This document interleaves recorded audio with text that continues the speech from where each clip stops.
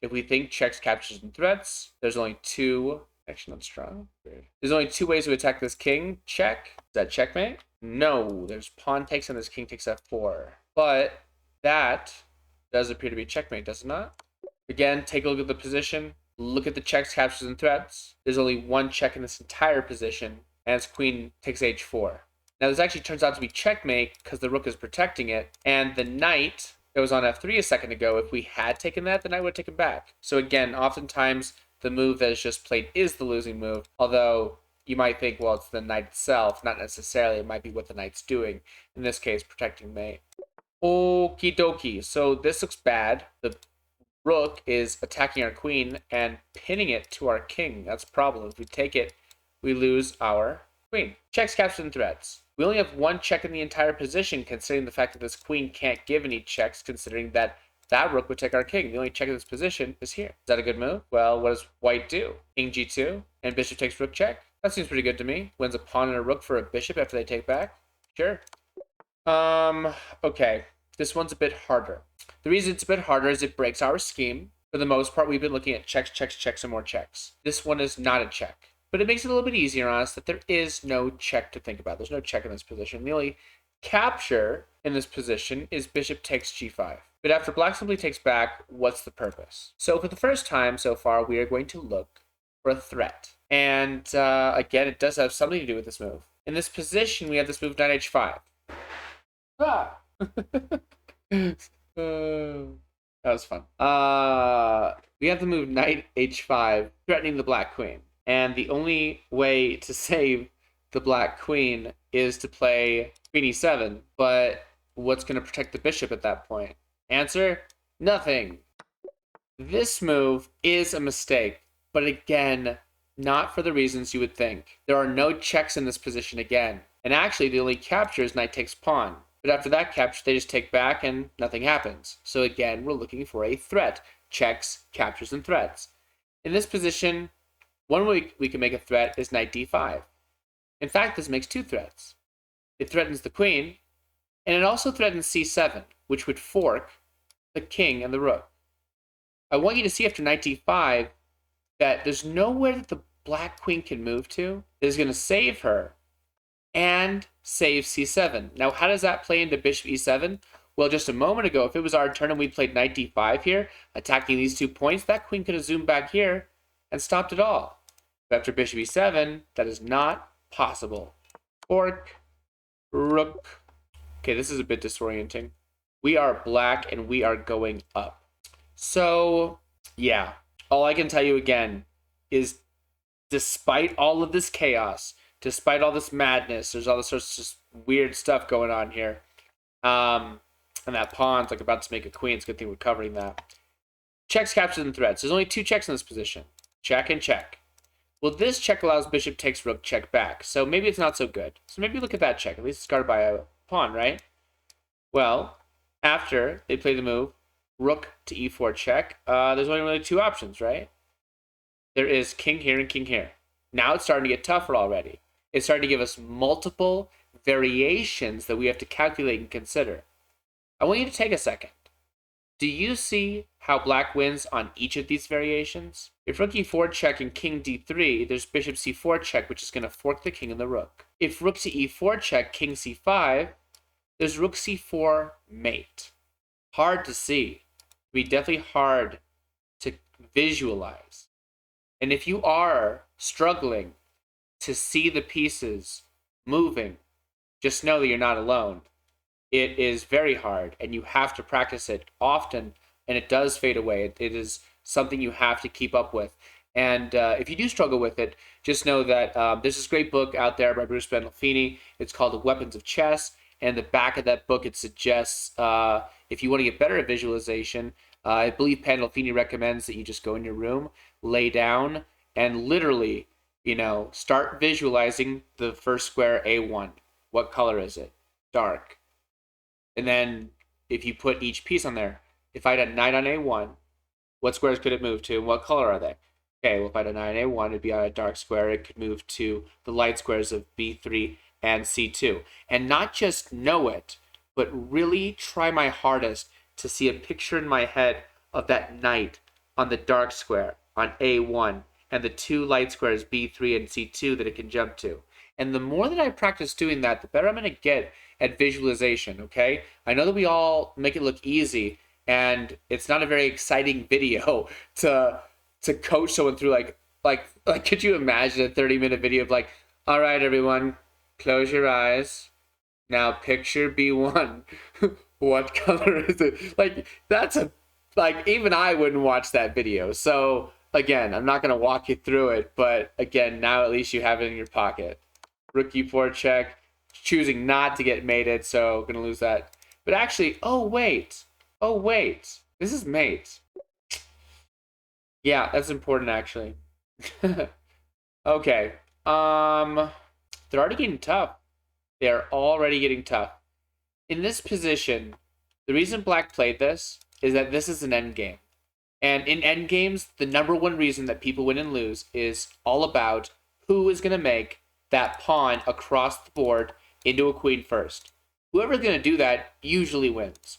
And so Black is rushing back here, trying to stop White from playing this move, because then we'll play king takes bishop, and then we will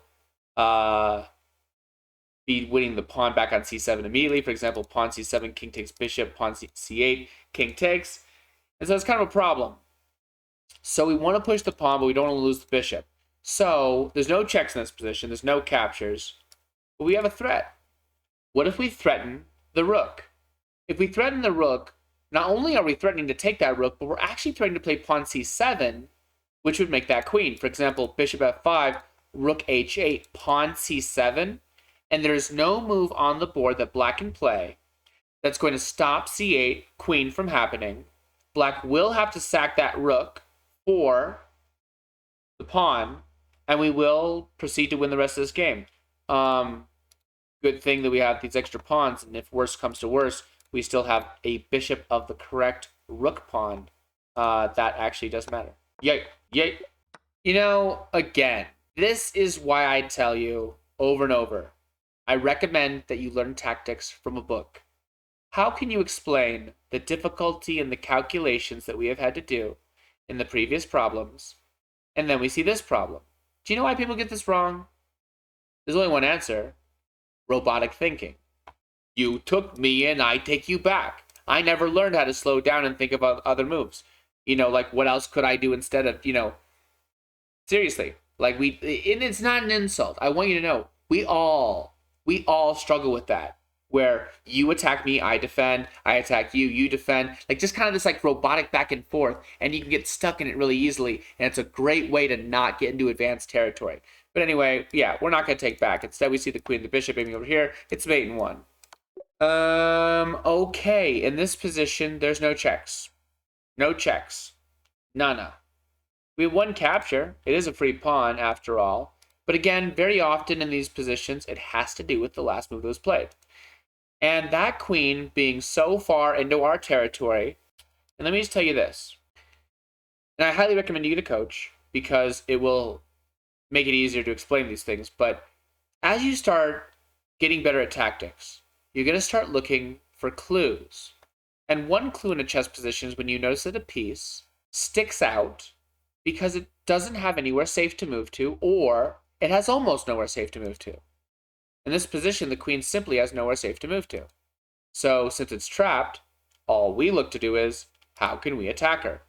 Preferably with the least valuable piece that we can. In this position, the only way to attack her at all, I think safely, is rook f8. So I guess we will try to win a queen for a rook, and it's just trapped. Checks, captures, and threats. In this position, we have some checks. Check, check, check. We've got 3 checks. Can you quickly decipher which is the right one? This check. After this check, the bishop covers all here, the queen covers all here. The only move is rook block, and queen takes as mate. Again, compare this to even the first problem where you had to look at mate in 2. I guess, yeah, it's about the same difficulty, honestly. Okay. Checks, captures, and threats. Checks, captures, and threats. In this position, we got 1 check, and that's rook takes rook. It's also capture. After they take back, we can play king takes. And we've just gone into an endgame, and all we've got to calculate now is who's going to make a queen faster. We've got this pawn, which is going to take 1, 2, 3, 4 moves to make a queen. And they've got these pawns, but we are blocking their G pawn, so they don't have their H pawn. So it's going to take them 1, 2, 3, 4, 5, 6 moves to make a queen. Basically, we're going to make a queen 2 moves faster than them. So this wins. Something that was also important to note there was that their king could not catch our pawn, which I had to know the rule of the square to determine that quickly. This one is a little bit confusing, only in the sense that if we are looking for their last move as to why it was the wrong move, it is true. White had a better move. White had a move that did not lose the game, but chose that one instead. But the queen itself is not the problem. The problem was that the knight was not only attacking the queen, it was also attacking c2 with the fork on e1 and a1. And so we're just going to take that. You also had to see this threat, of course. You had to see it was threatening the rook. And you had to see queen f6. And in fact, I was even looking a bit farther to look at queen to h6, or bishop to h6, but I personally don't think it's that great, and we still got that full rook on a1. Well, that makes the job a lot easier. Checks, captures, and threats. Checks, captures, and threats. Not to mention, they're threatening mate on us. We had better do something quickly. Only check in the position is here. That's a forceful move. Check. Only move is to go back to h7 and check mate on g8, covered by the knight. Again, I know this looks hard, but if you think about checks, captures, and threats, checks, captures, and threats, and also remember, let yourself be guided by the principle of forceful moves. At least when it comes to tactics, look at the most forceful moves first. What that means is, if you can play a few different moves, like if you have 3 different checks, but one of those checks gives your opponent only one possible response, it is the most forceful. If that mate, checks, captures, and threats, checks, captures, and threats. Again, this is a toughie. There are a lot of pieces hanging in the balance. That knight is unprotected. The knight on c6 seems to be hanging. However, with a series of moves, we can totally win this. Check. Only move. Check. Only move is to go back up to h8. Queen sack on h7, check. Only move is to take it with the knight, and knight back to g6 is mate. Again, this is hard. But the thing that makes it easier, I guess, is that all of those moves are checks, and all of those moves only give the opponent one possible response. Check. Only move. Double check. Only move. Check. Only move. And mate. Again, I know from like an outside perspective, it just looks like magic. But when you think about the fact that there was only one possible pathway. I know it was 4 moves in the future, but there was only one possible pathway. It's not that bad. Okay, checks. If take and here, do we have a good follow-up for why we just sacked a bishop? No. Captures. That's a capture. They can take back. Do we have any good follow-ups? Oh, yes, we do. Notice that if that bishop didn't exist, we could take, well, actually, okay, not quite, but notice after takes and takes, our rook and our queen are lined up against that knight. We take it, and they take back, and we take again. We have won a piece. Boop, boop. So, this is a different kind of tactic. In this position, and this is another warning, a stark warning against what I've told you before, you can't just make the obvious moves in chess. In this position, a lot of players might just play queen, you took my queen, so I should just take back. What about your rook? What about your rook? We're going to play the Zwischenzug, the intermezzo move, the intermediate move, the in-between move, the Jolly Roger. Okay, I don't know about that last one. We're going to play rook takes rook check first, and then take back, and not lose a rook. What do you say? Again, I don't know who ranks these problems. Checks, captures, and threats, but mostly checks. This is the only check in the position. That makes it pretty easy to spot. It also gives the opponent only one possible response. King takes back. And then there's only one follow-up check, rook over here, which happens to be mate if you notice that the bishop is clogging up the rest of the g file so that he cannot escape. Chess doesn't have to be so hard. Checks, captures, and threats is the only check in the position. King here is forced. But now what? We actually wish our bishop didn't exist. If this bishop didn't exist, our queen would be the one on h7. So you know what? Check. And after king here, check on g8. And there's two variations you have to see here.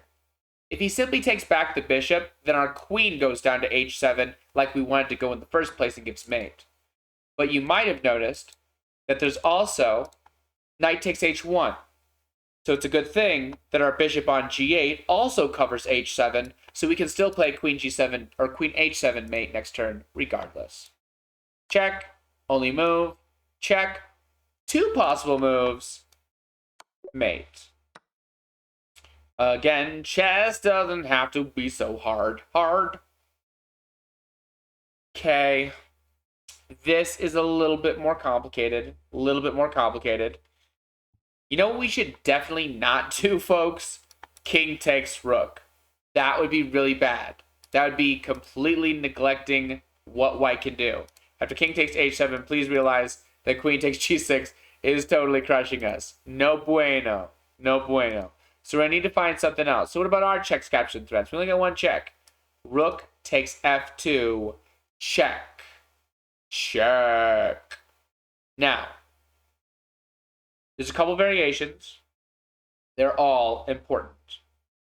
If they play rook block, at that point, we can trade our rook for their rook with check, and then take the rook on h7, and there won't be a helper for the queen to come crashing through.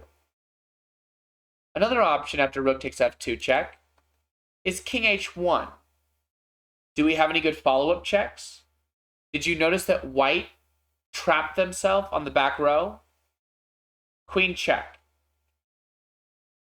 And the only reasonable move in the position that does not lose a queen or get mated is rook block on g2. And at that point, we can play queen takes rook check, forcing the only response of taking back. And then we take again. And either they save their rook on h7 and we save our rook on g2 and we are up a rook, or they take our rook on g2 and we take on h7 and we are up a rook. Either way, not good. Finally, after rook takes f2, there's king h3. Again, why does chess get hard? Or sorry, bad question. How does chess get hard? In all honesty, chess doesn't get harder. It gets longer. I mean, don't get me wrong. There are hard stuff too. There are hard stuff too. I just got good grammar. There are hard moments too. There are plenty of hard moments. But lots of times, it's just about doing not harder work, just more work. We had to look at more variations, more possibilities. That takes more time. After rook takes f2, there's king h3. And here's the hardest part to swallow in chess. Imagine for a moment that after king h3, we could not find, for the life of us, we could not find a good continuation.